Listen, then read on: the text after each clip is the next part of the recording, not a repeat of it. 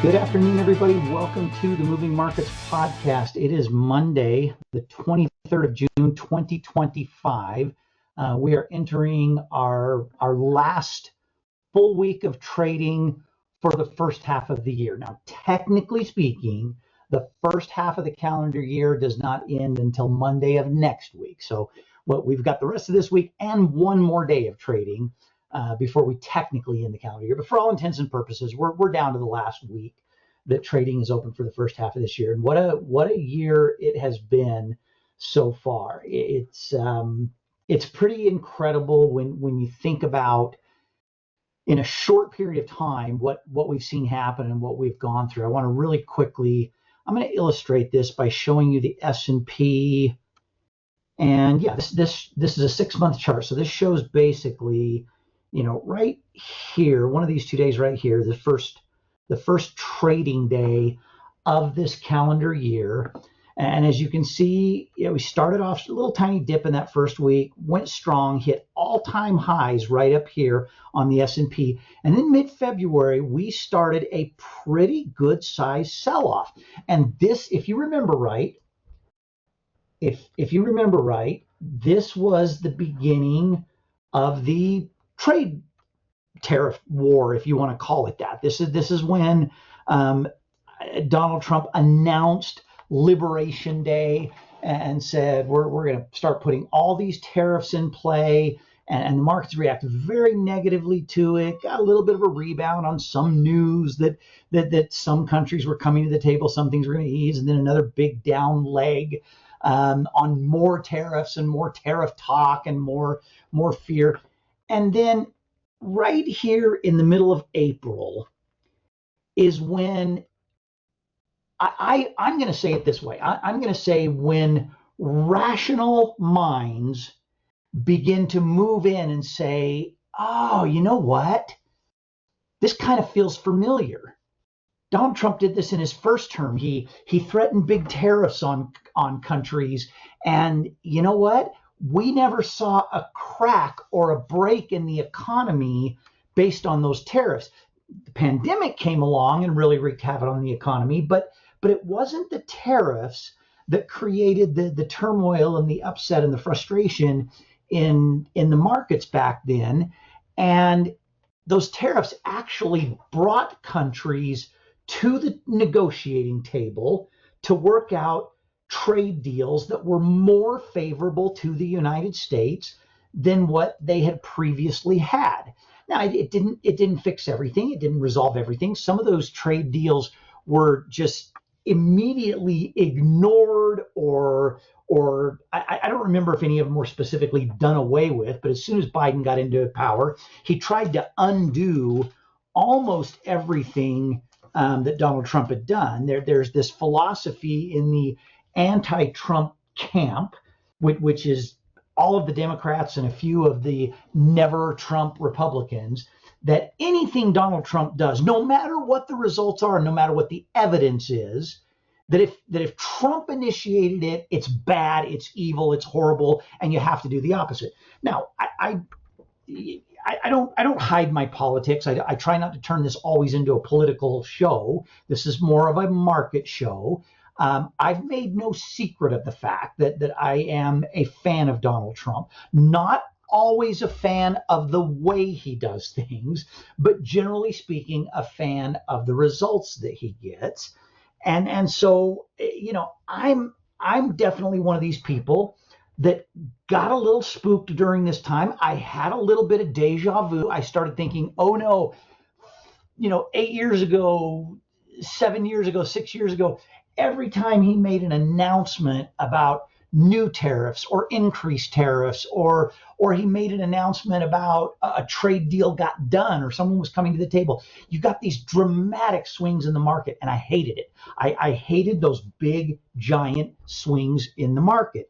But I'm also one of those people who, during this period of time, and for me, it was probably right in here where I started saying, I still don't love the way he does things every single time, but it took me that couple of weeks, that 2-3 weeks right in here, to remember that you know what? It all kind of worked out in his first term, and things came together, and people came to the negotiating table, and the United States worked out better deals than what they previously had. So I was not quite as spooked during this really deep drop in a super short period of time. I didn't like it. Trust me, I did not like this. I won't lie and say to you that I was just calm as a cucumber during that time.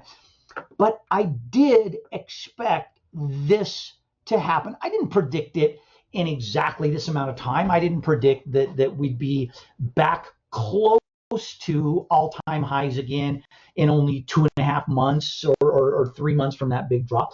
But I did feel confident that things were going to get back on track and we were going to go back to the upside. And sure enough, we did. So none of that is to pat me on the back personally for predicting anything with accuracy. But, we're the three major indexes, I believe, are all still somewhat flat, if not a tiny bit to the upside. I think the only measurable move up year to date is probably from this blue line I've drawn here to where we closed today. And that's not a lot, but that's a nice big recovery from how far down we got. And I personally think things are looking up. If you have no other evidence of how strong the average investor or how positive they feel about things that are going on generally, if you have no other evidence of that, consider the bombing of these nuclear sites in Iran by the United States over the weekend, and the fact that most people, myself included, thought when that news broke on Saturday evening that we were probably in for a 500 to 1,000 point drop in today's Dow Jones Industrial Average and somewhere between 50 to 100 points in the S&P. I honestly, if you would have asked me yesterday morning or late on Saturday, what's likely to happen to the stock market on Monday, I would have told you, wow, we're probably going to have one of these kind of days. Whoops, I don't know why.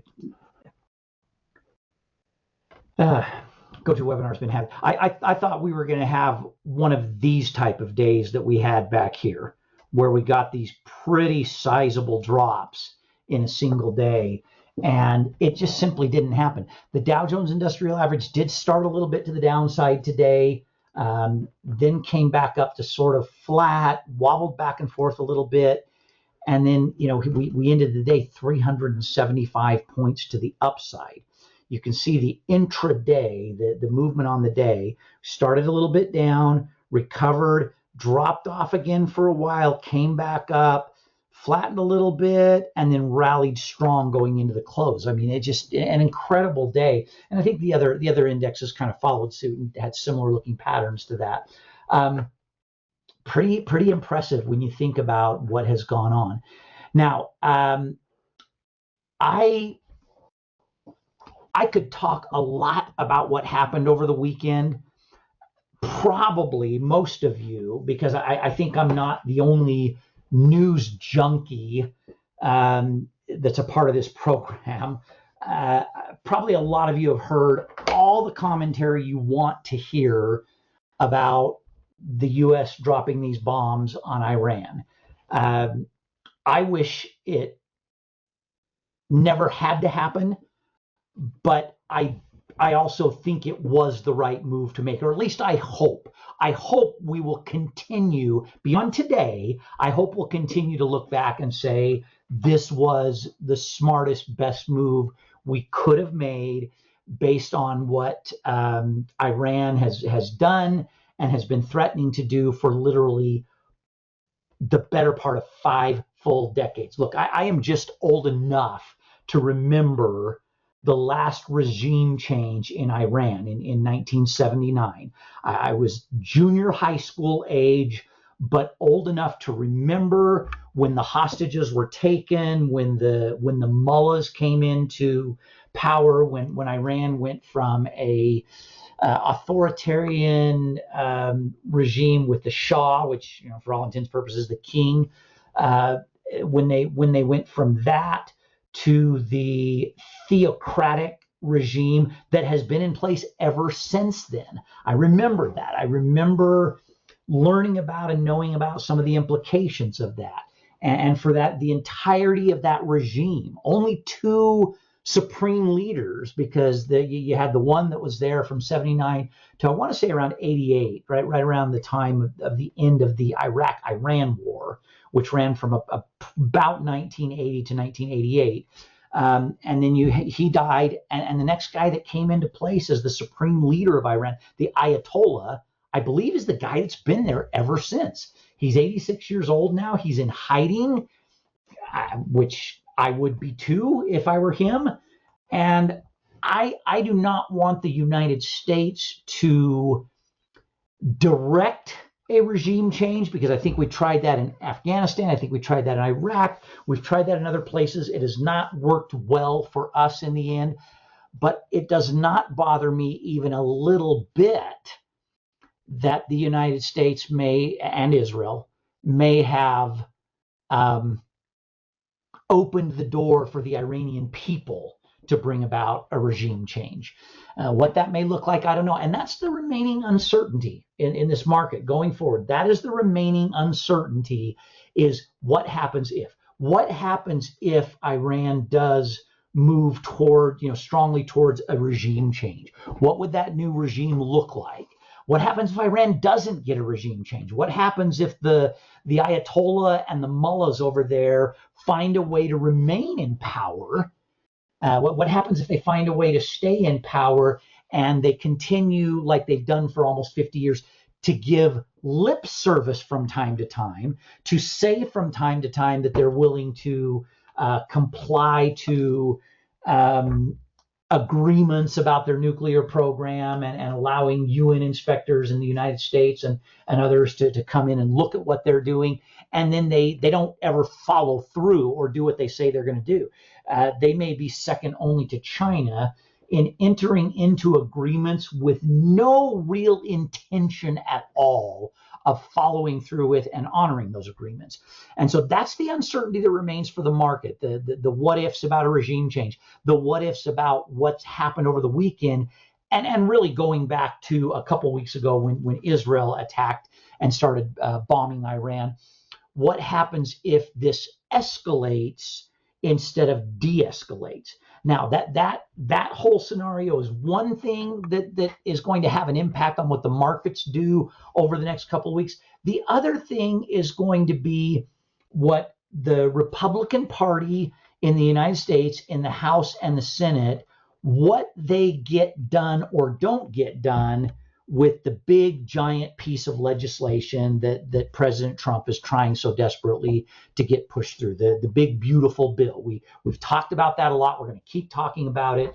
To me, it's interesting, and at the same time, to me, it's very frustrating. It infuriates me that the Republican Party cannot take one page from the Democrat Party, and that is get united on getting this thing through. Quit stepping over good in the pursuit of perfection. You are not going to get a perfect bill. You are not going to get a bill that's going to make every member of the Republican Party in the House of Representatives and the Senate happy. I think some of the Republicans in places like New York, Connecticut, Rhode Island, I know there's a couple of others that are concerned about the SALT tax. Some of those Republicans have got to suck it up and say, I'm going to have to take my chances in re-election by not opposing this legislation, because I can't get money from Jeffrey Dunyon in Utah and his federal taxes to pay for the asinine, ridiculous high state taxes in my home state of New York or my home state of Connecticut. I don't think the rest of the country needs to subsidize the idiocy of the high state taxes we have to pay. And I'm going to give up on getting these higher SALT tax deductions. Look, I feel for the people in those states that have to pay the ridiculous state taxes, But that's not an issue for my federal tax dollars. That's something you've got to get people in your state. You've got to be more proactive. You've got to get people in your state to quit voting for the same state government that continues to impose those ridiculously high state taxes and high property taxes. That's your issue to deal with. And if you can't find a way to settle that locally at your state level, don't expect the rest of the country to help subsidize what you're doing. Now, along with that, I want some Republican senators and congressmen in other states to be a little more sympathetic to those needs, find some middle ground, say, look, as much as we hate paying for your SALT tax deduction, we understand you got to have something to take to your constituents. You got to have some way to get reelected so we don't lose the House and the Senate in the midterm elections. But you got to meet us in the middle somewhere. And then I want them to be not such ridiculous deficit hawks as to say, we're not going to vote for this at all. And I'm talking to you, Rand Paul, who I genuinely like Rand Paul, and I agree with him on a lot of things, but he's got to quit digging in his heels. And Ron Johnson in Minnesota, Ron, you are begging to be primaried in your next election and never be in politics on the Republican side if you don't pull your head out of your rear end and be willing to say, look, we got to do some more cuts. We got to cut back on the spending. I agree with you on all of that, but don't make it the hill you're going to die on to potentially kill this bill. Find the middle ground. If the Republicans are unable to do that, that is going to hurt the stock market in a big way during this next quarter. So they've got to collectively get their act together and get on the same page. I do like the fact that the people on both sides of these issues are saying, look, we're going to find a way to get it through. We're going to find a way to get on the same page. I like hearing that. But right now, I'm not seeing evidence that they're making great progress to that. They've got to be a little more unified in their messaging. And at the end of the day, they've got to get together and get something through. And they've got to do it soon, or it's going to kill the party, and which I think will be bad for the economy. And it's going to temporarily hurt the stock market. So, all right, I've gone on enough about that. Let's shift gears. And let's talk about trades, and let's talk about what we are going to be doing over the course of the next few days. Let's start out with the new spread trade that we sent out. I don't normally do this, but I did this a little bit earlier in the day. I set up a new, darn it, I wasn't paying attention to when my screen blacked out. GoToWebinar's got to get their act together, because this keeps happening where my screen just times out, and it just did it again. It just stopped showing what I'm trying to show you. And I know on your end it goes black. And I apologize for not catching that a little bit faster when that happens. All right, so we set up the new trade on Micron. Micron reports earnings, I believe, after the market closes on Wednesday. And we set up a double diagonal. Our long options are for the 18th expiration. Our short options are for the 3rd. I didn't want to set them up for this coming Friday. Number one, because there's not enough credit in those short options setting them up for this coming Friday. And number two, if you wobble a little bit following the earnings report, in other words, if the stock flattens a little bit post earnings, you don't want to run the risk. You really don't want to run the risk that you don't give yourself enough time to make an adjustment. Micron is very, very oversold right now and has been for a solid 2.5 weeks. That makes me a little reluctant to believe it's going to have another upwards leg, unless in combination with today, tomorrow sees some more downward movement, and maybe even Wednesday as well. If it pulls out of overbought territory, I'm going to be a little more optimistic that a positive earnings report can give us a jump up as far or farther than what we need to make this trade profitable. But I'm leaning more towards it's going to be tough for Micron to meet the expectation and live up to what investors are looking for. And I think we're a little more likely to sell off and go down. And if we do, there's really no strong support until you get down here around 107. And we set up this trade to where we only need to go down to about 120 to be guaranteed our full potential profit in the trade. But that's going to be with at least one adjustment. We're going to have to roll a short call or a short put or both in the first couple of days following the earnings report. So that's the new trade that we sent out. We made adjustments to Nvidia with the addition of a short call that we're adding. Only picked up about 22 cents, but I want to see it expire at the end of this week. And then Palantir, we added a short call, but I went out to the July monthly to get a bigger credit for this Palantir short call. Now, something really, really important with Palantir, I think this happened to more than just me. At the end of the trading day on Friday, my Palantir short calls that expired last Friday were assigned to me. Okay, I basically had stock assigned at 155. Whoops, I'm sorry. I had stock assigned right here at 130. I had to buy to cover it this morning at 137.80. But in the process of happening, this, because it was assigned, basically went down to zero. I forgot to include that right here. This basically went down to zero because of the fact that it was assigned. So my profit remained very nicely. I took a little bit of a loss right here on getting assigned at 130 and then selling today at 137.80. But once that was done and out of the way, I saw more growth on the short call. And what it managed to do was keep me looking really good on my year-to-date profit on Palantir. And I think Palantir will only go higher. And so we ended up in really good shape. We took a little bit of a hit with the assignment of that stock. We were basically short on the stock when the market opened today. And as many of you, a few of you instant messaged me or emailed me.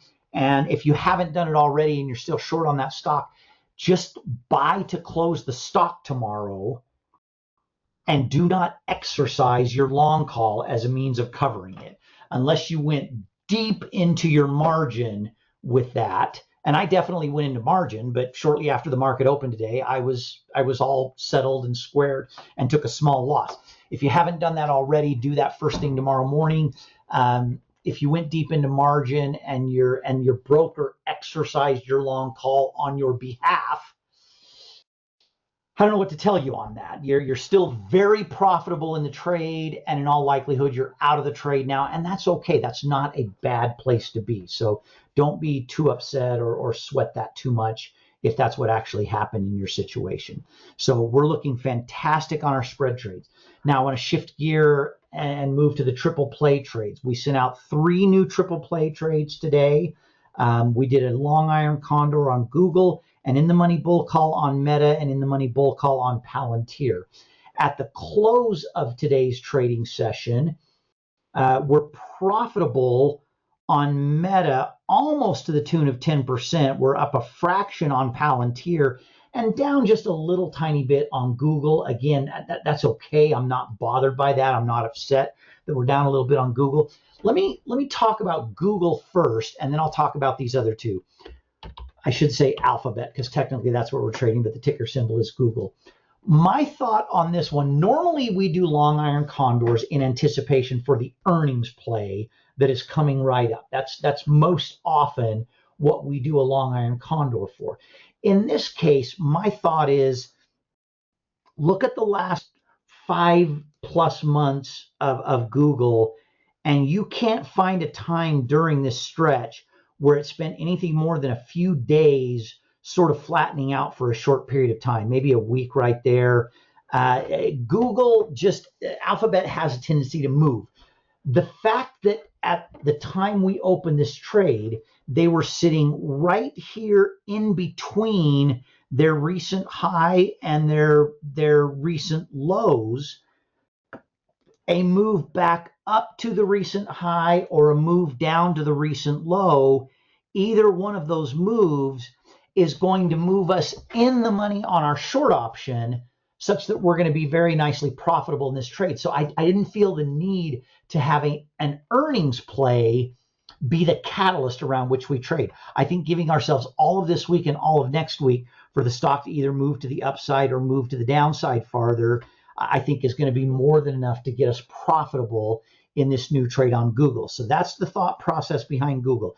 A move down to 162.50 or a move up to 170, I think is very likely based on where Google has recently been and where they could recently go. They actually went down today at one point in time and got briefly below 162.50. So you know they could go back there very easily. It wouldn't take much for them to go back up to this 170 mark, which is where we'd need to be on the high side. So I think there's a good chance Google goes either direction. The other two trades we opened today, respectively, on Meta. We did a great trade on Meta last week. We only need Meta to stay at or above 175 until the end of the week. And Meta had a strong enough move to the upside today that I changed my limit order on Meta and decided I would be ecstatic if today or tomorrow I could get out of the trade with half of the target price I'm looking for. So I'm hopeful for some additional bullish move on Meta, because if that comes even for a short period of time tomorrow morning, we'll end up out of our Meta trade with half or more of our target profit. And if we don't get there, but we're still even slightly bullish, or if we don't go below, if we don't finish below like 690 tomorrow, then what I might do is up my limit order to try and get maybe 15% and then move it up to 20 if we're still in the trade towards the end of the week, but still trading nicely above the 675 mark. And then on Palantir, Palantir was up earlier in the day, I think a fair amount higher than where they finished. They had a couple of runs where they were up here, testing 142.50. They got down as low as 135. We just need the stock to, or not quite, but almost. I think their low of the day was about 136, 135.90 something. Palantir, I'm just going to leave my limit order where I set it as soon as my trade opened, and a little bit more bullish move on Palantir in the next day or two of trading, and we'll probably get out to close to our target profit. As long as we're trading nicely above, I would say 137.50 to 140, when we get to the end of the week, I'm probably just going to let it go right to expiration and get the full maximum possible profit we can. So those three trades looking good. The one other thing of note on the triple play trades is that AMD continued to look good today. We're already up 15, almost 16% in that trade. So looking good on there, and looking fantastic on our year-to-date move overall on AMD. At this point in time, it is still not necessary to make any adjustments to any of our collar trades. We don't have any of our options, none of our long options on our collar trade are expiring at the end of this week. And so we really we're not in a position where we have to do anything. This Palantir short put expired on Friday, well out of the money, so we're looking fantastic on that. I don't think we had any other short puts we were working with.